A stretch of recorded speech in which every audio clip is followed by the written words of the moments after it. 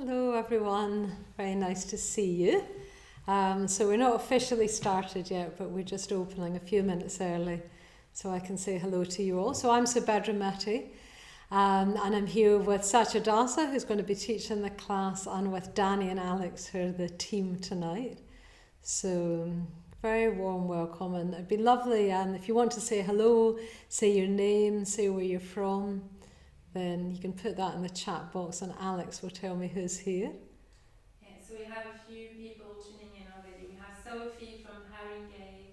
Hi Sophie. We have Paul from Kent. Oh, hi Paul from Kent. We have Stefan from Ireland. Hi Stefan from Ireland. I wonder where in Ireland. Dublin. Dundalk.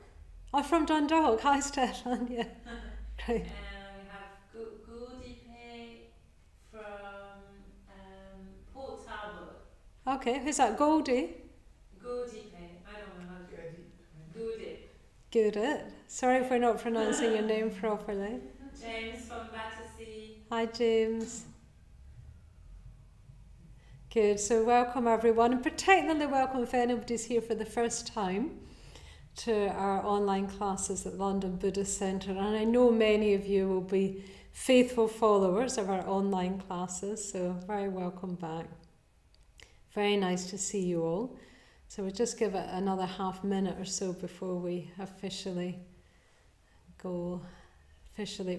Okay, I think that's 7 o'clock. The clock's on the... Maybe I'll just... Actually, you can just lift that clock up, Danny, then I won't have to keep going down. So Danny's going to just come and lift the clock up. I should just find us something to put it on. Hello, everyone. So very, very warm welcome to you. So I'm Satyadasa, and this is London Buddhist Centre, and very, very nice to see you. So, Danny's just, here's Danny, just lifting the clock up to our level a little bit. So very, very nice to see you. And yeah, this is our Dharma night class.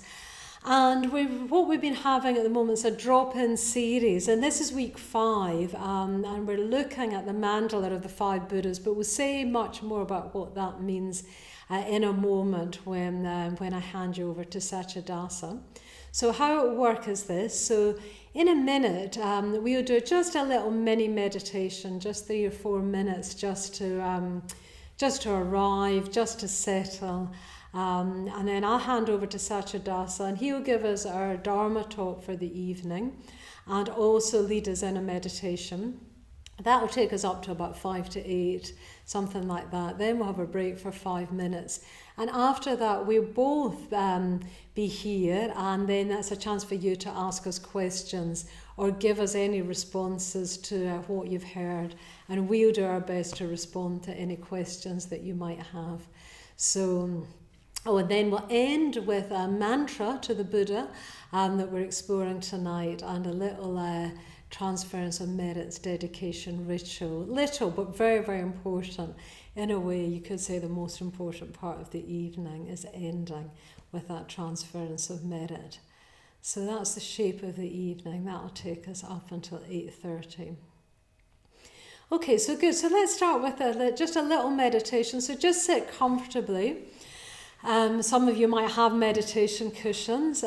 If you haven't and you live near the centre, I do recommend dropping in and getting some. It really makes a difference to our proper cushions, and we've got them on sale in our bookshop. But if you haven't got any, that's fine. Just sit upright in a chair, and maybe put a cushion behind the small of your back, and you make sure your feet are flat on the floor. You just want to be nice and upright, not just it's not just like the way you would be if you're watching TV or something, but nice and upright.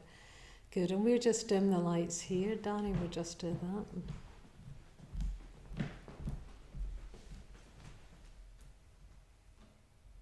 Good. And then just closing your eyes. So if you've just joined us, we're just starting with a little mini meditation, just 3 or 4 minutes.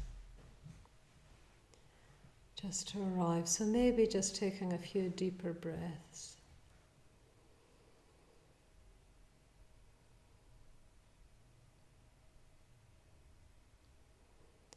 And then And just feeling the weight of your body on the cushions or chair.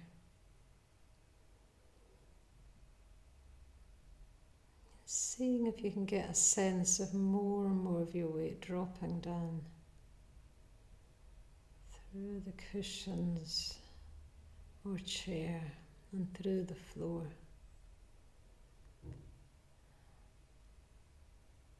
So you can't force that, but you just give it a bit of time and encouragement. Get a sense of this weight dropping down.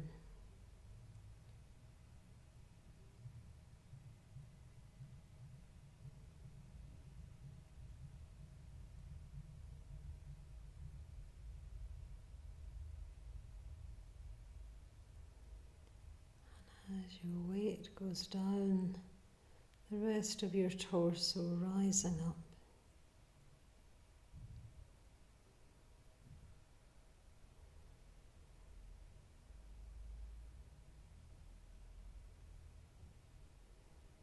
So your spine rising up in its own natural curves.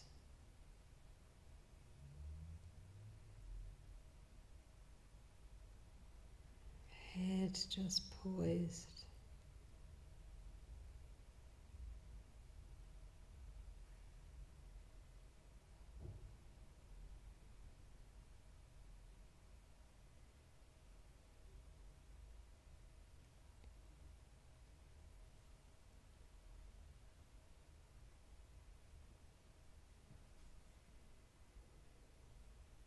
And see if you can soften your face a little bit more.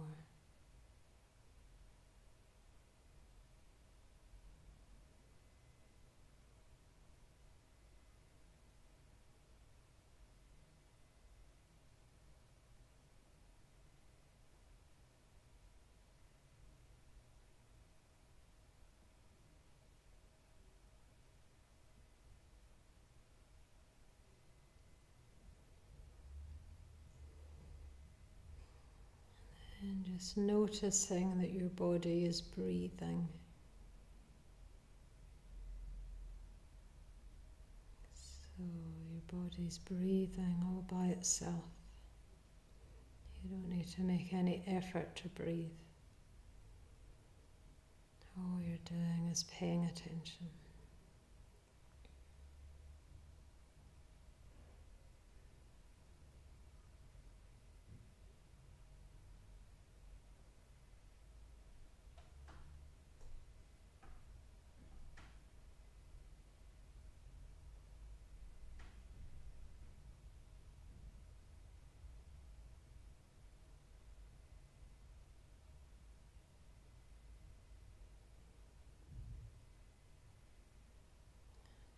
Following your breath for a few minutes.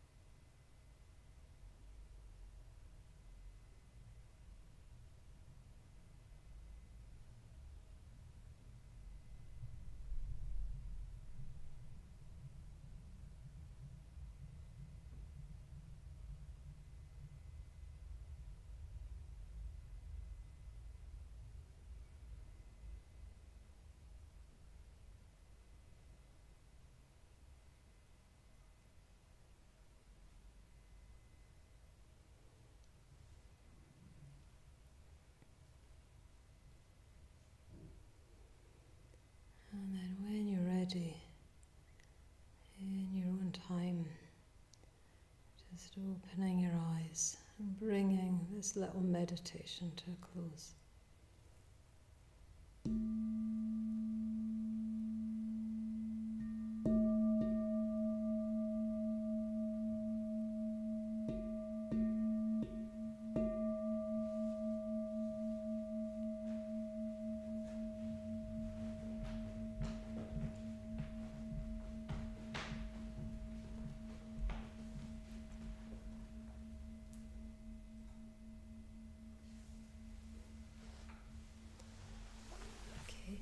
Really good. Good, everyone. Okay, so welcome if you've just joined us. So what I'm going to do now is I'm going to hand over to Satyadasa, and he's going to give us our Dharma talk for the evening, followed by meditation. Then we'll have a little break for 5 minutes, and then a chance for questions and hopefully answers, at least responses. And then a short ritual to end the evening. So I'll hand over to Satyadasa now.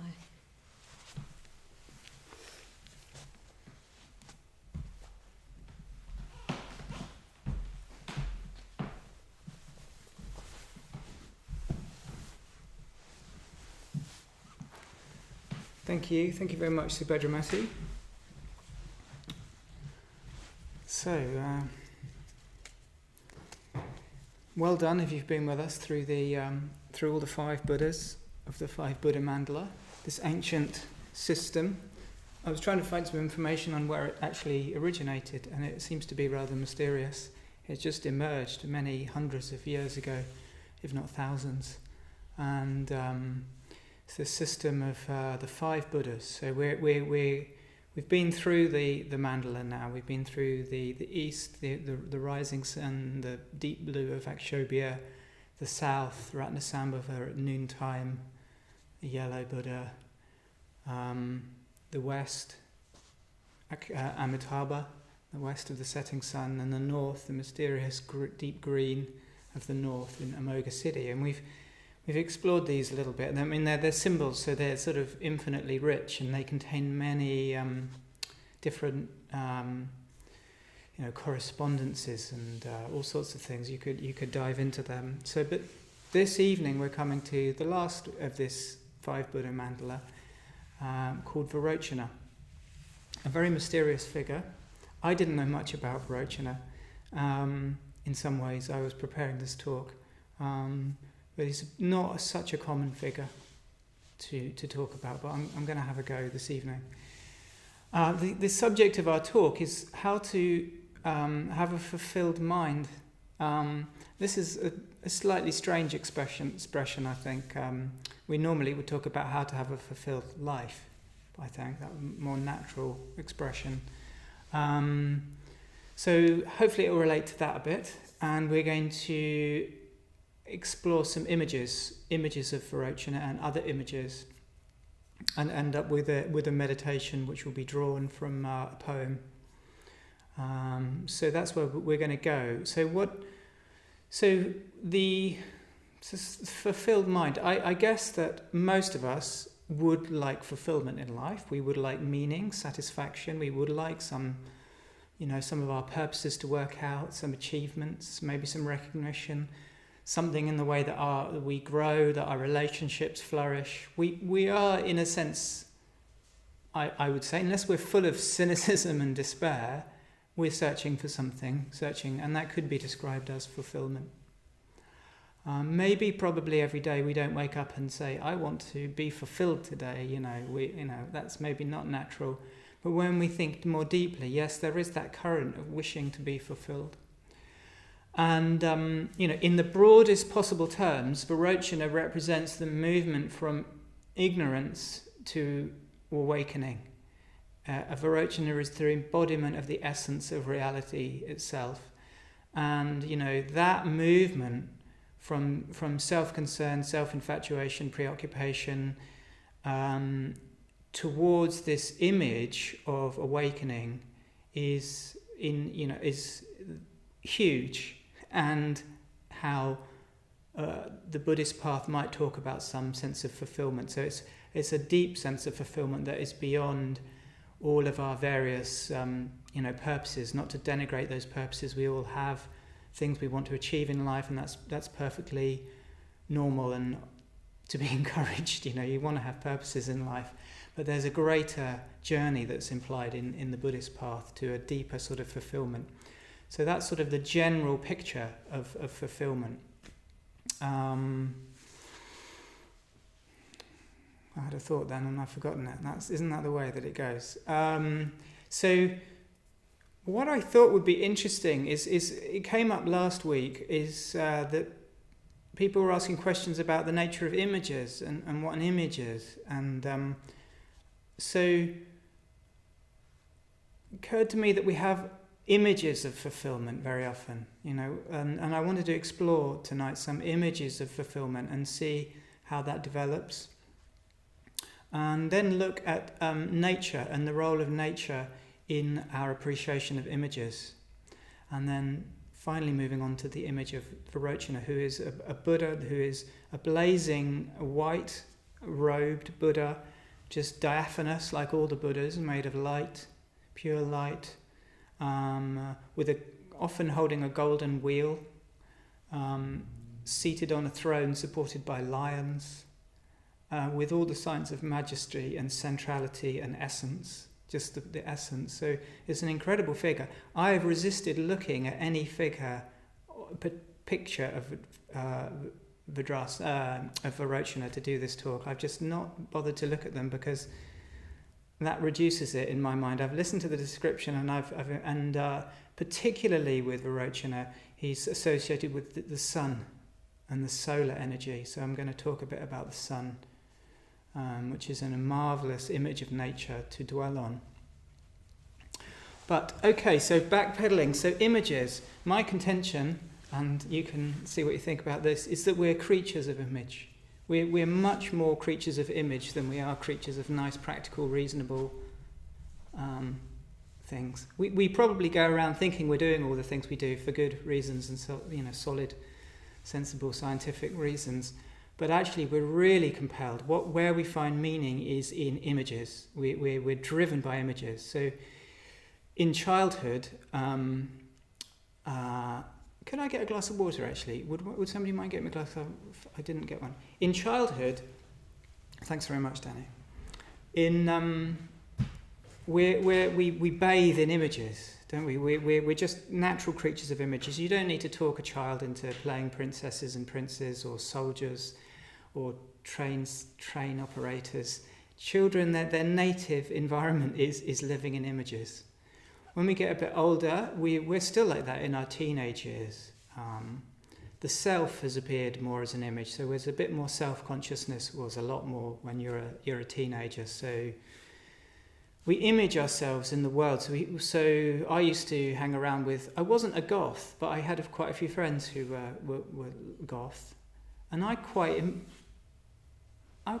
understood what their image was. There was an image of themselves and in the world, and I kind of related to it. For some reason, I wasn't into it. I was into Prince. I was a Prince fan. So that meant that one of my images was wearing tight jeans, which were too tight, definitely too tight, and cowboy boots. I remember going to Camden Market. This was an image in my mind of quite a loose sort of place, Camden Market, isn't it? It still is. It's sort of a bit dangerous, Camden. Going there was an image of real freedom and adventure, and buying these cowboy boots so I could do the splits just like Prince used to do.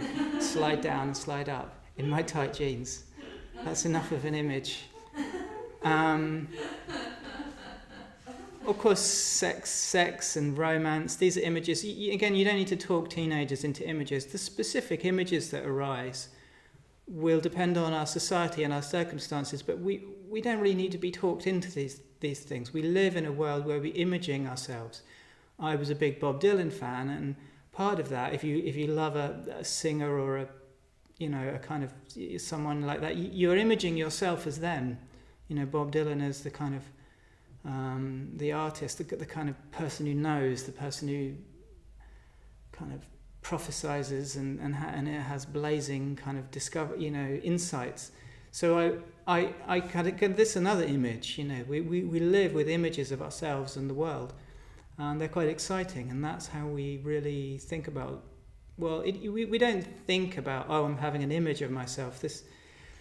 And I want to fulfill my purpose that through my images. We're just excited and we're seeking meaning through images much more than kind of practical reality.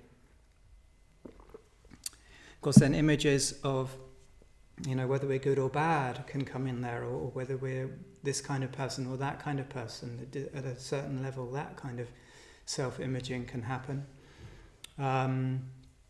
a certain point I thought I wanted to be a barrister. I had an image of myself doing good, being kind of advising people or being benevolently advising people. It was quite a positive image. I didn't think about being a barrister in terms of a lot of money.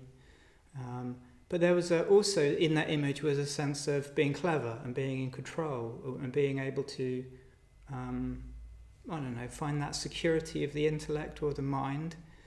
And that was part of the attraction of that image of being a barrister. There's loads.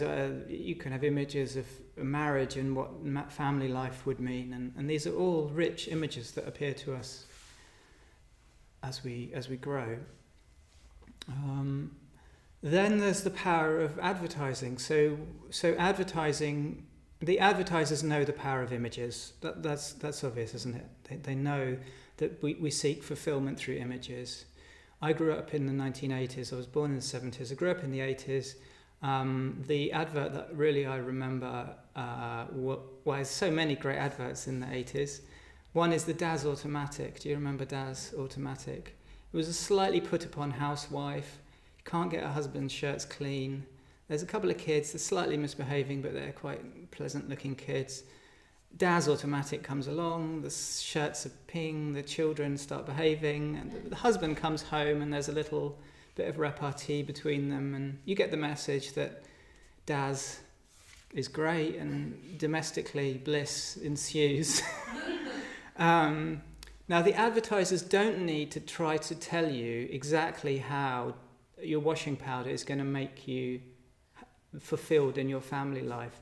They're not stupid, and nobody really believes that. On analysis, you don't need to prove that point. You just need to put the image there next to the product, and that's what advertising is. It's just interweaving of product and image that people want. What they do now is spiritual imaging. So this has become much more prevalent. In the 1980s, nobody was talking about being in the moment or having experiences and all this kind of new age, vaguely pseudo-Buddhist sort of stuff. But actually, it's there now in adverts quite often. The image of I'm somebody who has an experience and I'm great. I'm in the moment. Whether it's opening a bank account or getting clothes or what kind of it doesn't really make any difference. The image is that I'm the kind of person who has I can have an experience. I'm right there, right now. That's another one. Another one that's common is the being a kind of these are the ones I notice anyway. You probably notice your own ones. Where you're 20 or 30 something, quite cool, maybe a designer, got lots of friends. Well dressed, all the friends are interesting and well dressed in all slightly different ways, and they're on the rooftop bar. It's a kind of urban scene, but there's a bit of greenery, and they're drinking the beer, and that's brilliant. We all want that. I do anyway. Then there's the adventurers, aren't there? There's the images of being an adventurer. This is you're on your own. You're more rugged. You ignore conventions, you cut across boundaries, you're your own person, and you will drive right over that hill in your beefy car. You will just go right over it, and then you go along a bit further and you'll wind just at the office perfectly on Monday morning, get out the car, click it shut, and carry on being rugged and adventurous in your office. That's a sort of cringeworthy stuff I see at the cinema. These are all images, and there's nothing wrong with images. And I mean, the trouble with them is that they're cheapened through advertising, aren't they? The image of adventure and exploration is a perfectly valid image, and also being young and having friends and being party type. I mean, they're all just images, and there's nothing wrong with them. But they I sometimes come across in my business, I've come across funeral brochures, and even at the end of life, people are trying to sell you something like your funeral.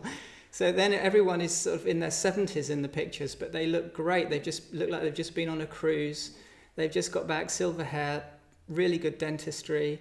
They've got children who look great as well, and grandchildren. They're all in a kind of on an autumnal walk somewhere, you could just read the whole story of what a fulfilling life would look like. Everyone's really happy, whole family's there, and this is a funeral, so you've got to buy your coffin now. So these are images, and the advertisers know, what they're doing. They don't waste their money. But there comes a point, doesn't there, when for many people that there's a crisis point. Is where you realise that the images that you've kind of, well, the washing powder works, but life is a bit more difficult.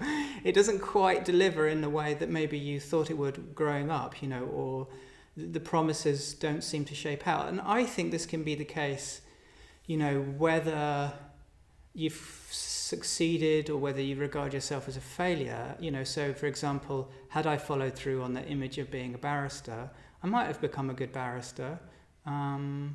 Or I might not, but the promise that's latent in the images, and I would say they don't really work. Sometimes, of course, we think, maybe it's just me that this isn't shaping out the way that it's supposed to. Maybe there's something wrong with me that this isn't working, or maybe I'm not trying hard enough. I just, there's those images of other people who are succeeding and they're doing really well, whereas I'm not doing so well. We can get into that. There's not to say that there can't be fulfillment. Of course there can be fulfillment in having a job, success in life, family life, and winning an Oscar. Whatever it is, there can be success and fulfillment. One doesn't need to deny that or kind of make light of that or sort of somehow say that's not important, all of that fulfillment in life. But there may be that at a certain point we find that the images of life are not quite working for us in the way that we thought, and we might try to double down on things and really make things work, or we may become cynical. We may fall into the common story that I see that in our society, at least, that the story that there is no meaning, the story that things don't really work. That's another kind of image you can have of the world, that you're in a world that doesn't really work. It's not going to give you anything that you need, and you can get into those kinds of images of nihilism and so there we are. We've grown up with images. Images of the stuff that really motivates us. Images are really important, and images are sort of cheapened and made into things that just sell us products. So we have to contend with all of that as well. And then we may find that there's a point where we need to have a deeper response, a deeper relationship to image. If we're lucky, that's what starts to happen, that we find deeper images or deeper responses. So we start to have a possibility of a different kind of mind. And there's different way, and if you have a different mind, you're going to respond to images differently. So there's many ways into this, and of course art, poetry, myth, psychology, dreams, these are all images, these are all, and they can be explored. So they then start to be lifted up, much more conscious. We're much more aware of images as images. We're able to kind of open up different doors through the explorations of images. It's not just an image that we got given to us when we were younger, and we just followed it blindly. Particularly through poetry, I'm going to read us a poem later, we can start to have a different sort of response to images. Religion too, people might find religion could be viewed as a coherent set of images of our origin, images of human life, images of what nature is, what the world is, images of where we're going, images of all sorts, and they're often you sense sometimes when people become born again into a religion, there's a huge sense of relief because they're finally in a world of meaning. They're finally in a world of purpose, and these images all add up. If they do to us, that's at least one of the ways of looking at that experience. But I want to just go into two different things. So I'm going to go to two areas now. that are ways of having a deeper response to an image. And the first is nature. And so all images, I would say, I was trying to think whether this is really true, but all images are drawn from nature in a way. Where else are they drawn from? And particularly some of the iconography that we'll be looking at in terms of the 5 Buddhas, they're drawn from nature. Light is part of nature. So even at that basic level, the sun and the moon. So I want to post you a link. I'm going to ask Aaron to post a link.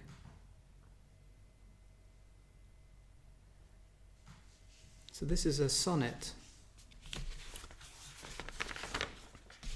by William Wordsworth.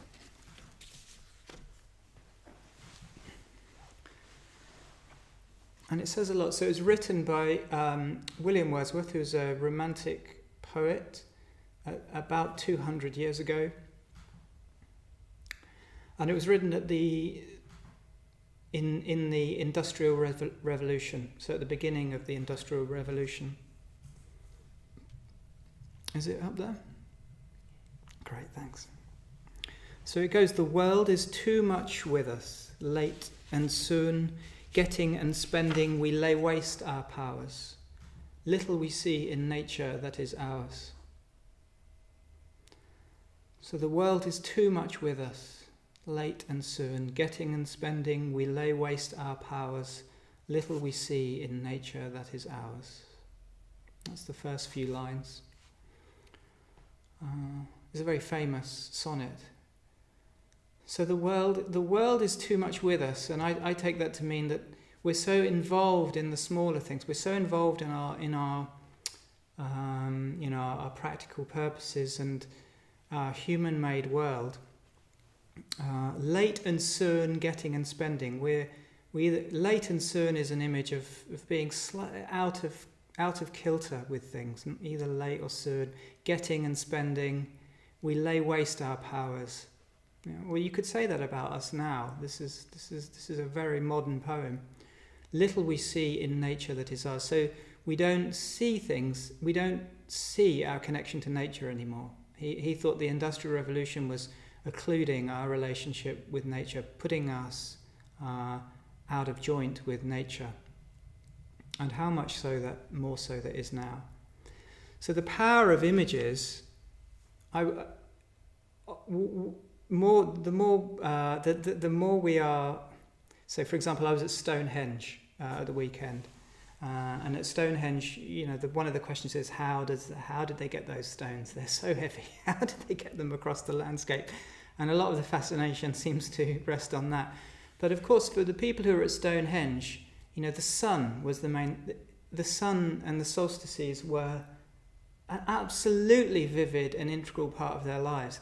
When the sun went down, there was no light unless there was a fire. So they had fire and they had sun. Imagine that. That's the world that they inhabited. That's the world that human beings inhabited for most of human history. The sun goes down, there's no light. Okay, so there's a bit of moonlight maybe, and fire. What a different world to a world where the sun goes down, you don't even notice it, and you just turn on the light. You have a completely different relationship to light. There's an absolutely fantastic program on the BBC World Service at the moment called what's it called? The Sun, Our Star. It's a beautiful investigation of the sun, both all the science, the amazing science that's being, the probes that are going out and investigations that are going on into the nature of the sun, which is totally mysterious and utterly awesome. They managed to blend science with magic and mystery and almost an incantation to the beauty of the sun in that series. It's a fantastic series. And one of the things that it says, it's obvious, but every cell in our body, every cell is attuned to the sun. It's almost silly to say it, but no life is possible. Nothing on earth is possible without the sun. And how much attention do we pay to the sun? And the course of the sun through the sky. How often do we get to see that? Is it really a part of our lives? You know, the seasonality, the production of food, all those things that we are just, you know, slightly out of contact with. We're apparently children are not taught so many, you know, and you know, there's lots of good initiatives now to bring children much more in contact with nature, but there's some of the statistics for the loss of actual contact with earth, you know, just with earth and soil, not just children, is it? It's many of us, and it's almost the same whether we live in the city or the country. Now, I don't want to over-exaggerate that. We're still creatures of the earth. And that was the other thing that struck me about this wonderful series, was that our fundamental relationship to the sun hasn't changed a single jot throughout the whole of human history. We are so fully and utterly dependent on the sun, despite all the advances of our lives, all the, you know, technologies and everything. We're still completely dependent on the sun.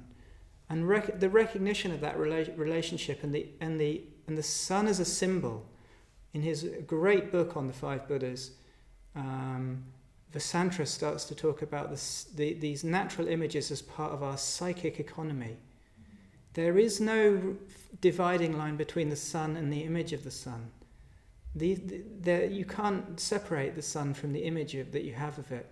If you think of it in a banal sort of way, it's just a ball of gas 93 million miles away and you don't pay it any mind.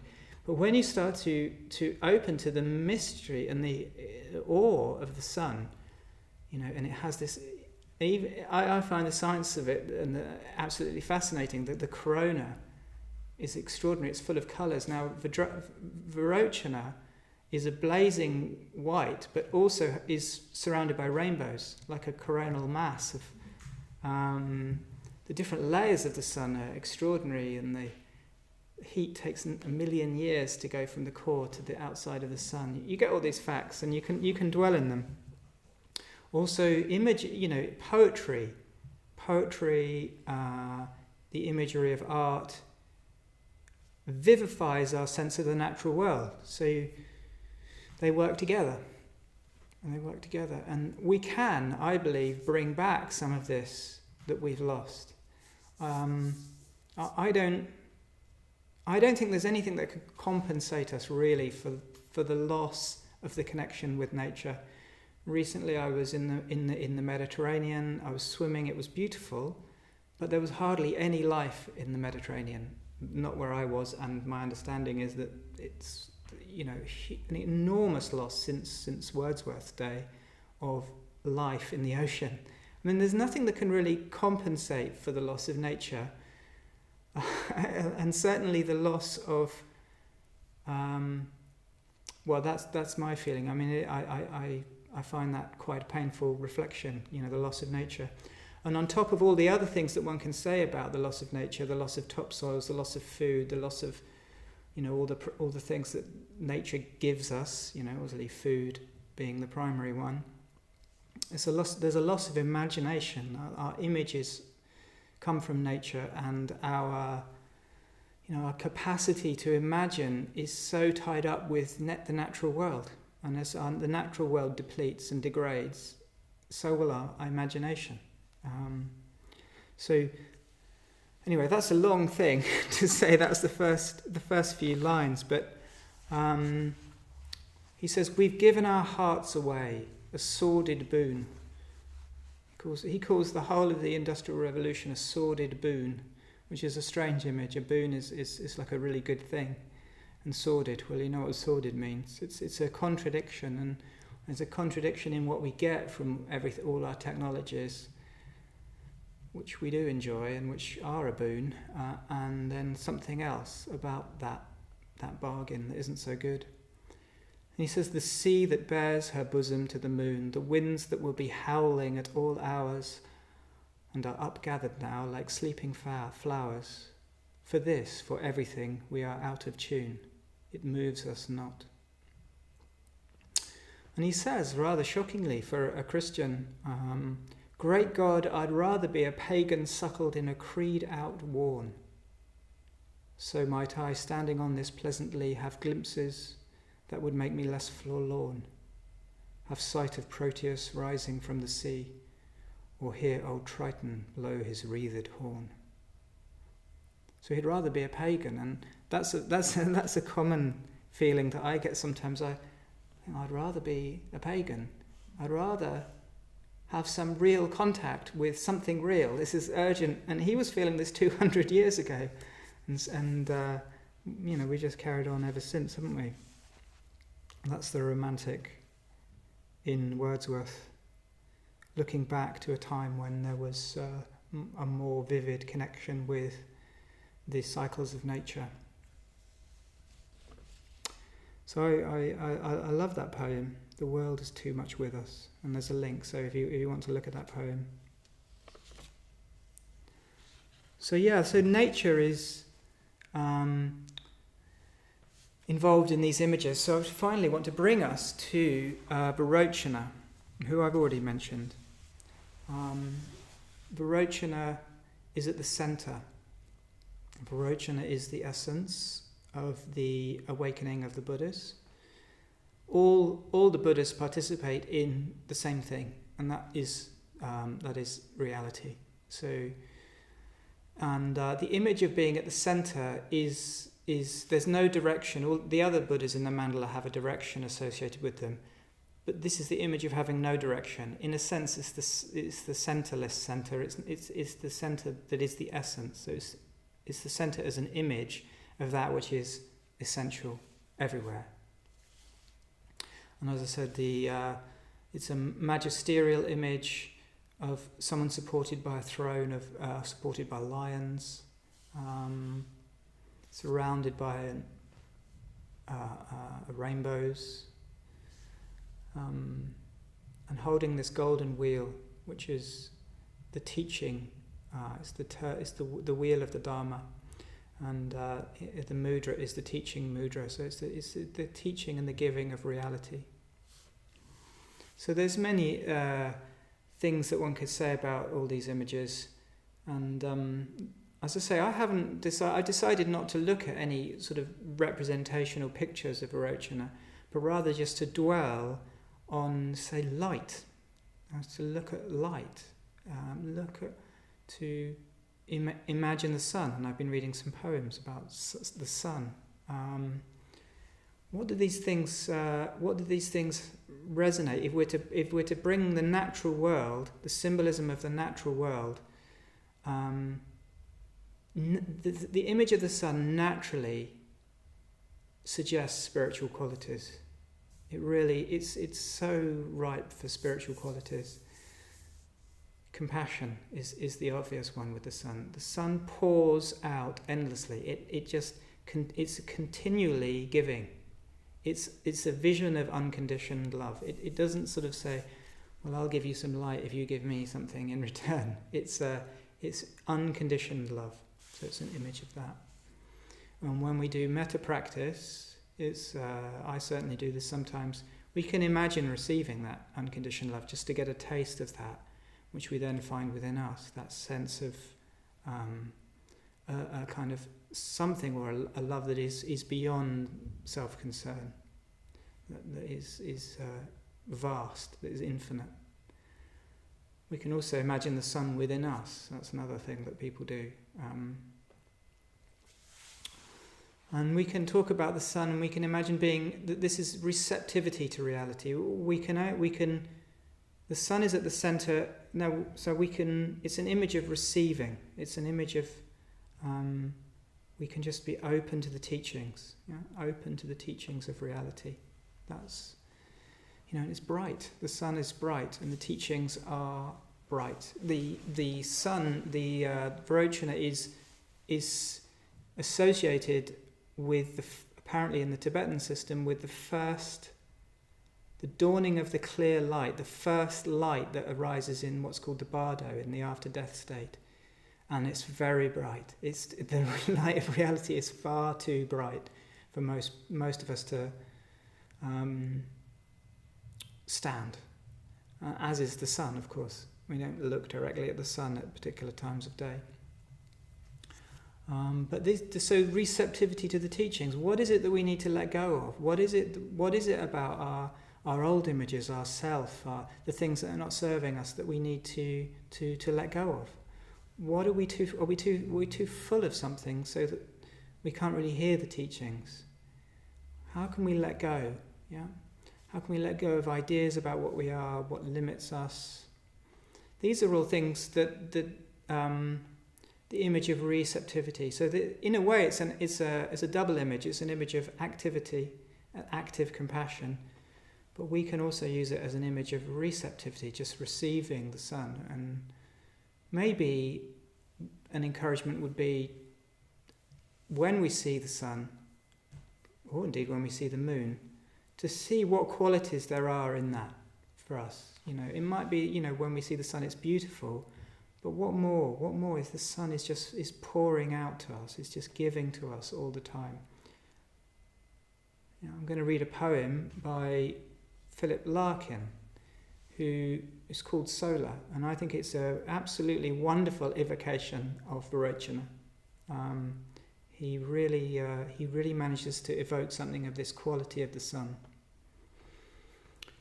So we've been around the mandala, and all the Buddhas are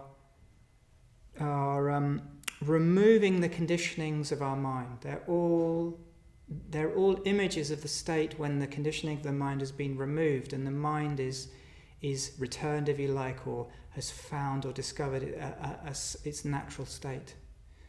So these images are rich, they're varied, and the fulfillment in the Buddhist sense, as I mentioned at the beginning, the fulfillment would be something like the movement towards what is suggested by those images, the letting go of narrow ideas about ourselves, habits, states of mind that are really not helpful to us or others, and the embracing of something which is beyond us, which doesn't give us what we want necessarily in quite the way that we envisage it. It's more challenging than that, I think. And images have a power of their own. Images, it's not just me thinking about something. When you really dwell on an image, be it an image of a Buddha or a natural image, or all those two images coming together, it's almost like those images have a power from their own side. And they really help us in this journey of lifting up our minds, of raising our capacity for appreciation, love, sense of beauty, all these qualities of mind. So images are really, really important in the Buddhist tradition. And images are really, really important for people generally. We all love images. We're fired up by images. And so I want to just end with a meditation on the sun. So I'm going to, if we set up for meditation, I will read this lovely poem by Philip Larkin called Solar. And maybe you can do a bit of the metta practice, if you like, and bring the sun as an image and connect with the unconditioned love pouring from the sun.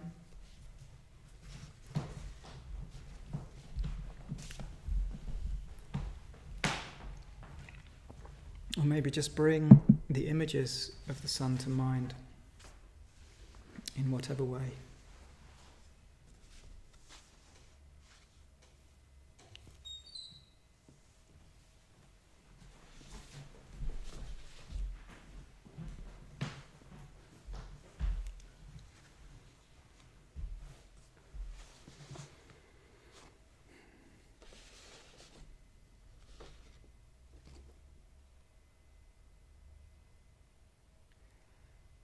Suspended lion face, spilling at the centre of an unfurnished sky. How still you stand, and how unaided, single, stalkless flower you pour unrecompensed.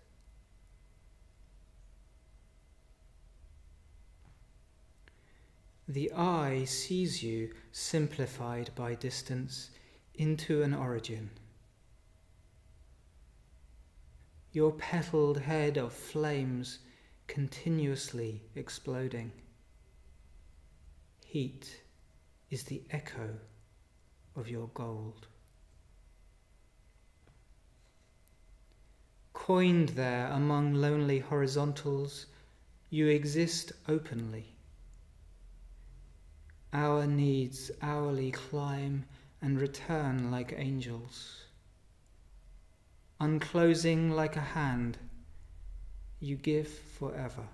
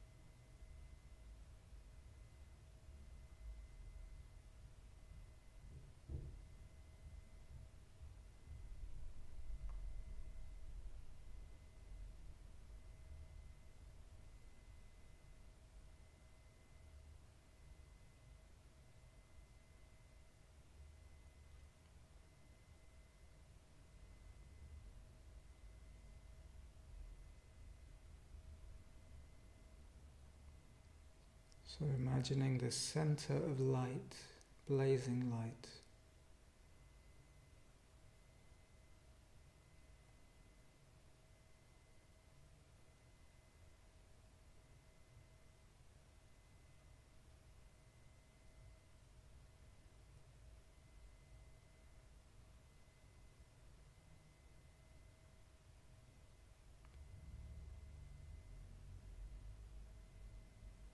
The central Buddha Vairocana on a throne of lions, throne supported by lions.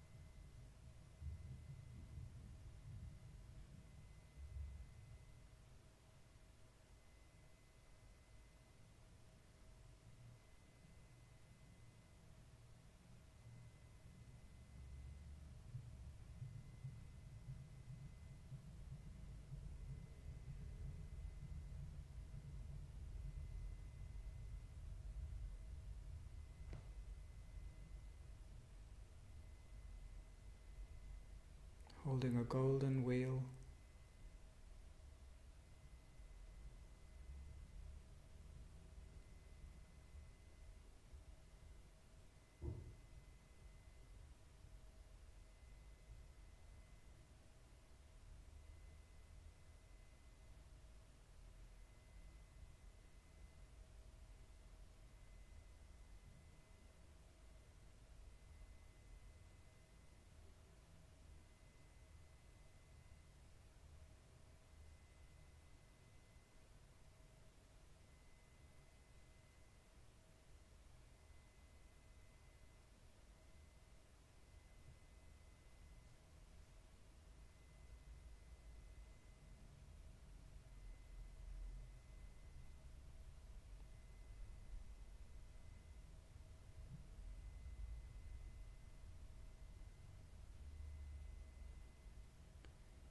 as we feel this light and this heat, the echo of the gold, the sun,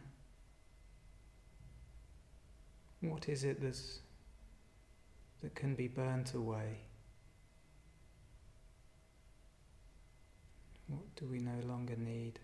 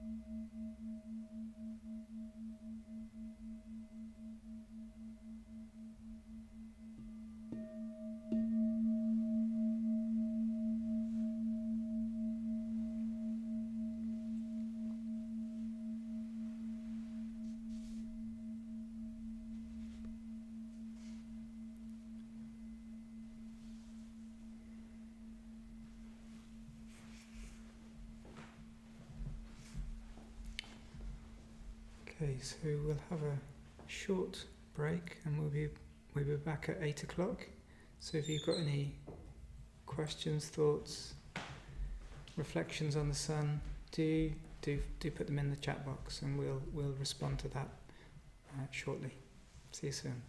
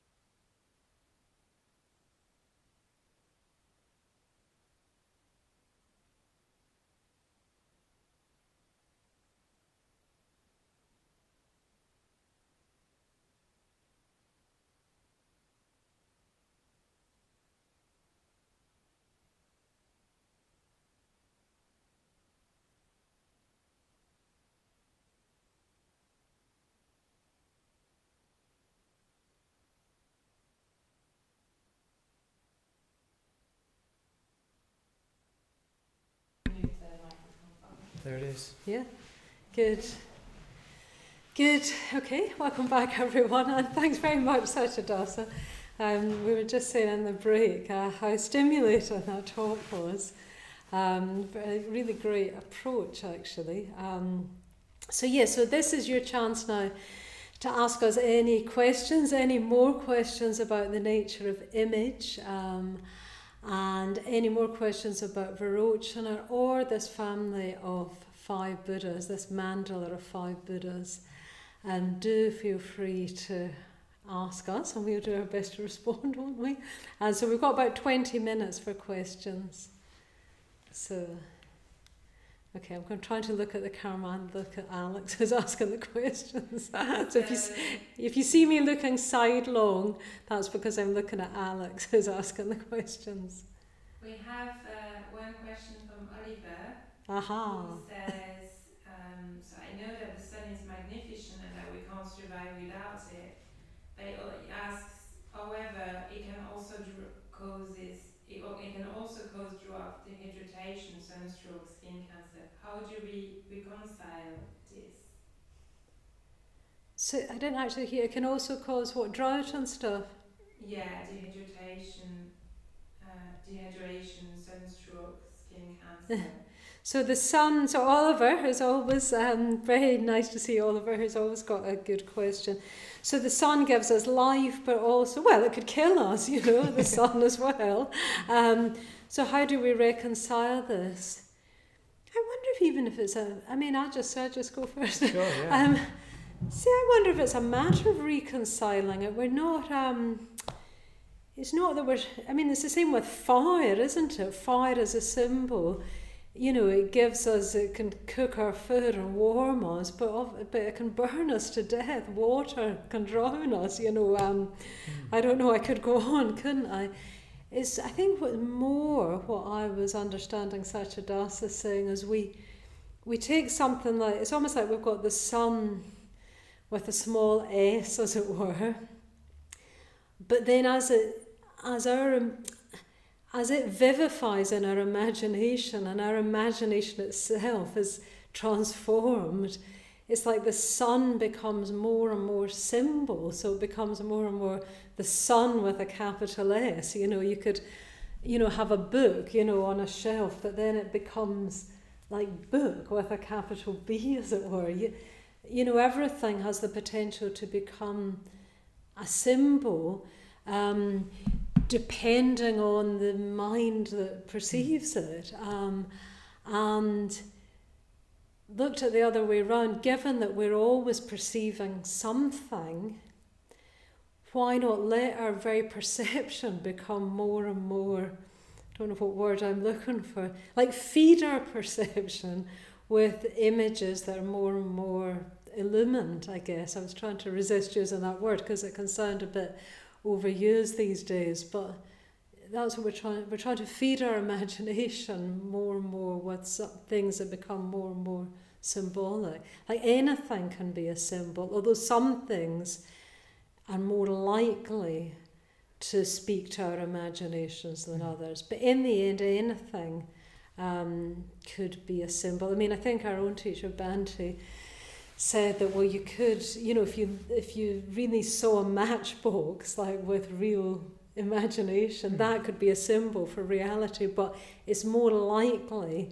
that you'll be in touch with reality through, I don't know, looking at an image of the Buddha. You look like you're dying for something to say. No, I'm really interested. That's exactly what I was, That's exactly what you were going to say. No, it's what I was trying to get at. You put it really well.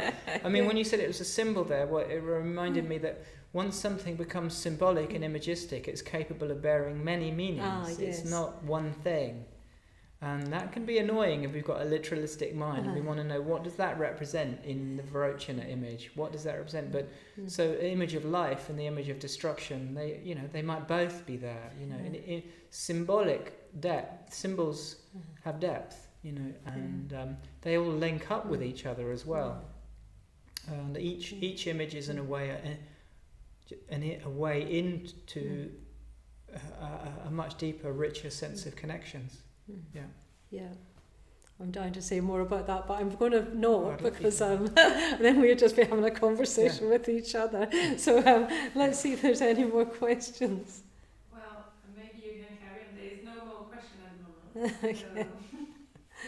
What were you thinking? Well, I was going to bring it back to this mandala of the Buddhas that we've been contemplating over the week. So, as order members, most of us have a Buddha figure that we meditate on every day of our lives, and mine happens to be one from this set of 5. There's many others, Ratnasambhava, the yellow Buddha, but it ties in with what you were saying about the more depth, that I've meditated upon that figure for like 30 years or something like that, and it's completely inexhaustible. Like I keep discovering more meaning and more resonance as I go on. A symbol or an image must be, perhaps by definition, something that doesn't come to an end. It just something that keeps unfolding. You could say the same with, well, I don't know, the image of the lotus or a rose. You could just keep discovering more and more truth in it and beauty. Yeah.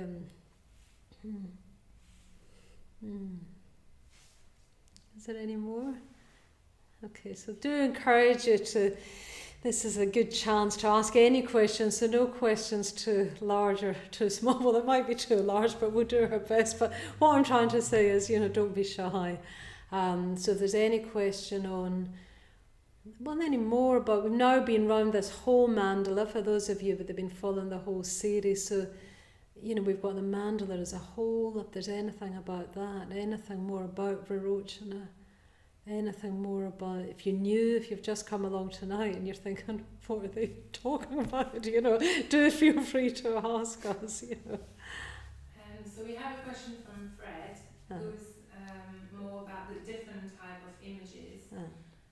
Would you think that the image, like the one of Virochana, can lead to fulfillment, and the sort of images like becoming a barista will not, because they are impermanent and unsatisfactory? Okay. Do you want to, maybe we should say the question again. Yeah. So there's an image of a Buddha figure, say like Virochana, and then the other images that Satyadasa was talking about, the image of becoming a barrister, or whatever it is for us. So Fred's asking, is one more able to bring us to fulfillment than the other? So maybe Satyadasa. All right, that's a great question. Yeah. And it's a complex area. I mean, I was trying to think of, what, I don't always like to sort of say what my image was. So before I was thinking about what it would be like to want to be an ice skater or something. If you're an ice skater because your parents really pressured you into being an ice skater, or because you want the glory of being an ice skater. If you start undertaking spiritual practices that might start to question your motivations for these things, you might seem to start to think, well, those motivations they're not very fulfilling. There's something very limited about that. But on the other hand, if you're an ice skater for the sheer passion and joy, and you love ice skating, and it holds something deep for you, then you're not going to give up being an ice skater. You're going to want to do it more and more, and you're going to see what you do in the light of whatever what your greater awareness or understanding is that grows and grows. And so I think that when you undertake a spiritual practice and you come into contact with these images or these imaginations for a greater life, it will change you. It will change what you do with your life. But it won't mean that you just sort of stop doing everything and suddenly become an abstract Buddhist in some strange way. But and some things will carry on and some things will fall away. And that hopefully those things that carry on, and it's a mysterious process. It doesn't happen in one go, does it? Life, it just, what fulfills us at different ages as well. When you're younger, certain things are more needful to do to be fulfilled. And then when you're middle-aged, you start to question that. And when you're old, your sense of fulfillment is probably quite different. So it's a yeah. How does that get in the area? It does, and again, it stimulated me. So I particularly wanted to pick up on you're not some sort of abstract Buddhist, and what that made me think of is also paying attention to the images that move us.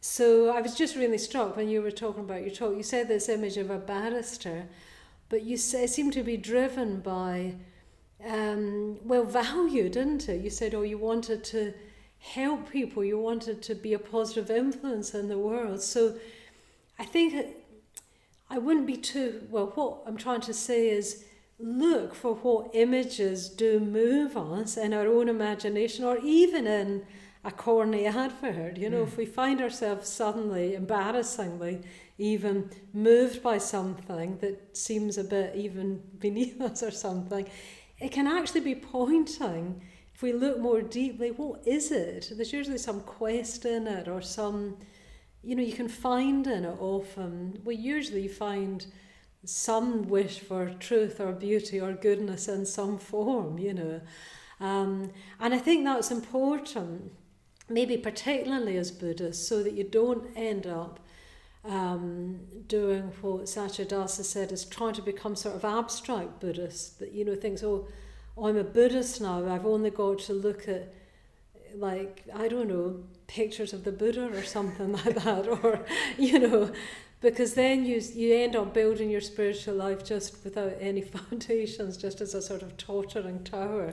You've got to sort of see, what moves me, but try and see more deeply why it moves you, I think that's really, really important, actually. I think that's what we're sort of cultivating, is our own natural responsiveness, but we're trying to sort of take that natural responsiveness on sort of, what's the word?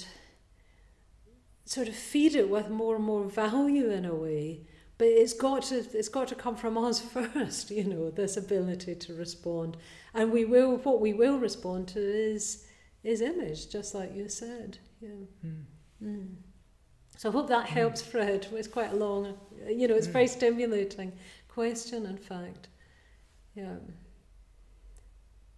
So actually, be sort of, just to go back to Fred's question, it could even be, if you started off with an image of being a barrister, say, since that was the example, who knows, that could even move you more towards enlightenment than looking at a picture of the Buddha because you thought you were supposed to do that didn't really touch you. Yeah. Where that image of the barrister was something very altruistic, something very helpful.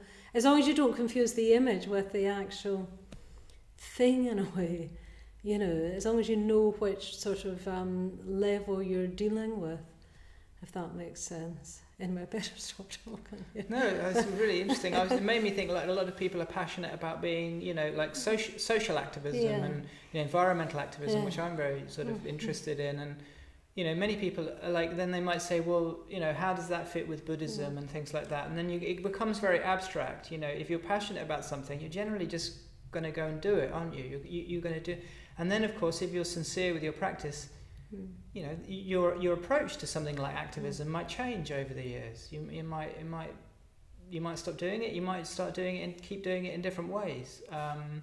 It's not about it being a right or wrong way to live in terms of fulfillment.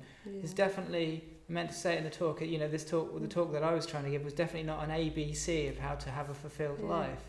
It's a much richer and more difficult question than that. How to really connect and respond to things of value and find out what that is for you.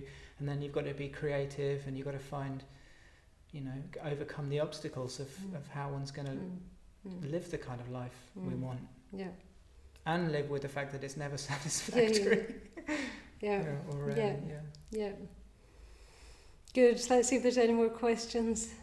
Yeah, we have another question from Oliver. How do we resist buying into the superficial images that we are bombarded with every day? And is it possible that the sort of image of spirituality and meditation is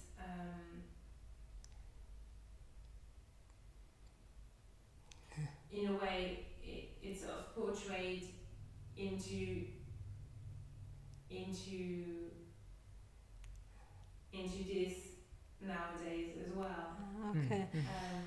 Okay, so this is from Oliver. So yeah, how do we resist the images we're bombarded with? Well, that's interesting, isn't it? And even spiritual images are maybe even sort of cheapened these days. I think, again, it's probably on different levels. I mean, I think there is such a thing as guarding the mind. Our mind will be very, very affected by what we surround it with. So I think there is an actual practice of guarding the mind and being careful at what images we look at, what images we listen to in a way in terms of sound. So I think that's probably quite important. If, like, I notice even in terms of the quality, I think I've talked about this before, of what I read, really it does affect my ability to write, for example. Like I do try and write poetry, and I notice what I'm reading really affects my ability to write. If I just take the easy route and read slightly, like fairly well written but not very edifying novels, that starts to dull my own ability to be creative. Whereas if I sort of coax my mind to engage with even slightly more difficult sort of, not difficult, you know how it's just more difficult to read a long poem than a free newspaper or something like that. But it's worth the effort, but actually it means that I find myself more able to write a bit better. So I think we do have to be careful what we allow into our mind. I'd say it's quite important to guard the mind and not let other people get a hold of our mind. You were talking about advertisers and so on. Everybody's trying to get a hold of our mind. If we haven't got a hold of it ourselves, we'll just end up by just giving our mind away. So that's what I would say. I'd say be very careful in a way about what we allow in. And also be careful to notice on the more positive side, what do we really respond to more deeply, and allow that to be nourished. It usually takes a bit more effort. I don't know if you've got anything. Yeah, I mean, I would find it very difficult without going on retreat, for example. On a simple level, just finding some time where I do really put everything down. Okay, we can we can try and stem the tide of images that come at us, and that is important. And I think, we do need to take active steps. I mean, when I say that, that's what I try to do now. I do try to close down all the apps that I don't need, stop them pinging things at me, and put all these clever things that stop you looking at things after a certain period of time on your phone and whatever. I take evasive action, not always very effectively. But apart from that, going on retreat or going away to the country and I'm going on a solitary retreat. If I didn't do that every so often, even if it's just a weekend, sort of clears the palette again, and connect with something more fulfilling or nourishing. Yeah. Actually, it might be good to just say a few words about solitary retreats, because it is it's the one thing we can probably do at the moment. We are, we'd usually be saying to you, come on retreat with us, and we are moving towards reopening our retreat centre, but it's going to be quite a long, slow process.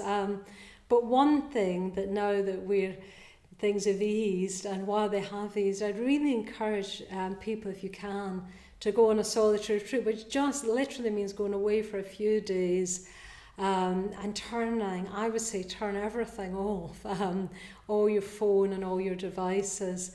I'm lucky enough to be going on a 2-week solitary retreat quite soon.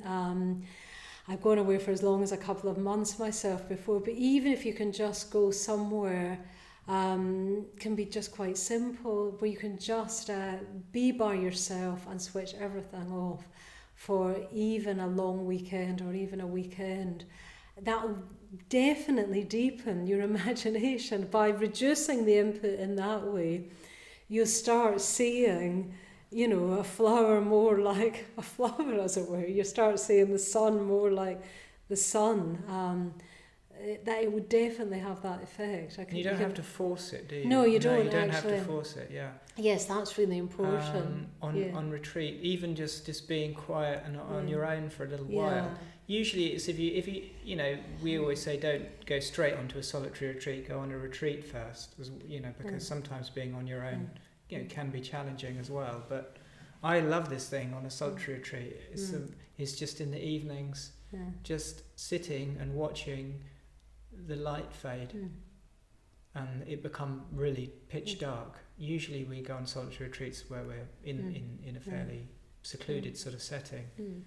That is such a treat. I mean, you know, in the busyness of life, to find where you just watch just slowly fade until you can hardly see anything, and the colours go sort of green and mauve and I find I can just think. My images become. I can just enjoy thinking. I don't have to meditate or do anything particularly special. I've had some of my most enjoyable. I find the daytime when I'm on solitary retreat more challenging because I'm thinking, I've got to do something. What am I going to do with my time? And I've got to be productive. In the evening, it's like, it's time off. I can sit on the veranda there, wrap myself in a coat or something. Beautiful experience. And just giving the mind time to unfold is so precious. That's very, very evocative. I like the mornings the best myself. When I wake up, I have my tea and my poetry book and don't have to rush to do anything, you know, just sit. I can just sit with my tea and read poetry as long as I like before meditation. So but it is. I think the main thing you said is you don't have to force it. And we do recommend going on a led retreat first. I was just kind of thinking, as we can't do that so easily, why not? I don't think one would come to much harm going away for a weekend by yourself and turning your phone off, you know, and just watching the sunset or the sunrise or Good. Well, we've probably got to finish up with questions there. Thank you. Always very nice. I really enjoy this part of the evening, stimulated by your questions. So, so in a minute we're going to transfer our merits, which is a short ritual verse that we're going to say in call and response, but very, very important. In a way, I was thinking about this transference of merit. It's really what we do that links our meditation and our listening to the Dharma and our putting aside time to do that in the evening. It links that with the rest of our lives. It's saying, well, I'm doing this so that I can be a positive influence in the world, so that I can just... it's a way of connecting up what we're doing here with then going on to the rest of our evenings and our lives. Before that verse, as ever, I'll just say about the culture of the Buddhist Center, which is a culture of generosity, which is a culture of, abundance, like that sun. I love that. You open like a hand, you give forever. So that's the culture we're trying to evoke and engender here at the Buddhist Center, and we always have done.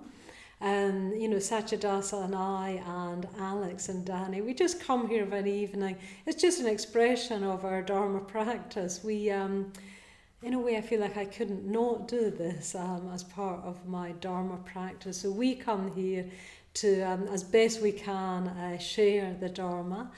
And if you want to join in with that culture of generosity, the best way of doing that at the moment is to give financially if you can. So Alex is just going to post a link to our giving page, so you can do that. And the suggested donation is £10, but really it's really just about giving whatever you can, so no amounts too small or too large, and that just helps us to keep giving the Dharma to more and more people, and more and more people are appreciating that, especially at the moment. Okay, so now we'll say the verse on call and response, and I do really encourage you to partake of this verse. I know one can feel a bit self-conscious when you're on your own at home, but it really will help you to feel part of the evening. And then to join us in the mantra. I'll lead us in the Varochana mantra, which is a sound symbol for Varochana. And then we'll make an offering to the shrine. And then we'll blow the candles out, and that'll be the end of the evening. And thanks again to Satyadasa for a very stimulating talk. Okay, so we might just dim the lights again.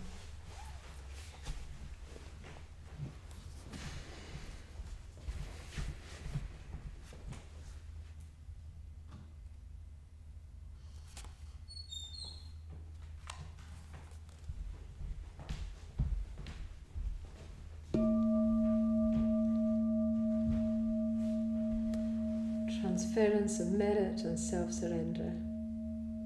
May the merit gained. May the merit gained.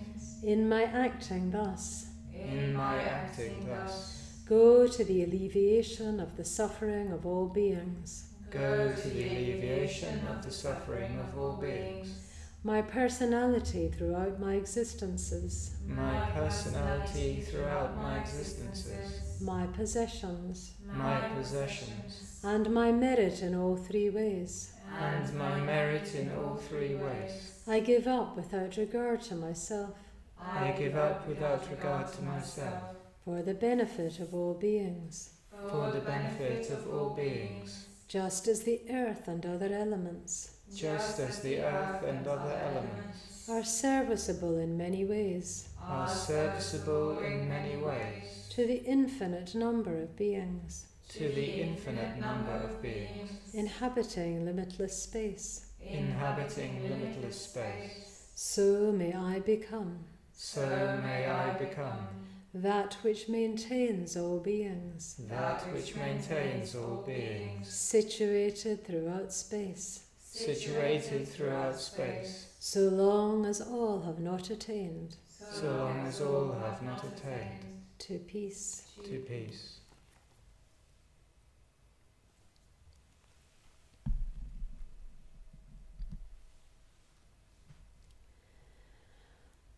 Om Varochana Om. Om Varochana Om. Om Varochana Om. Om Varochana Om. Om Varochana Om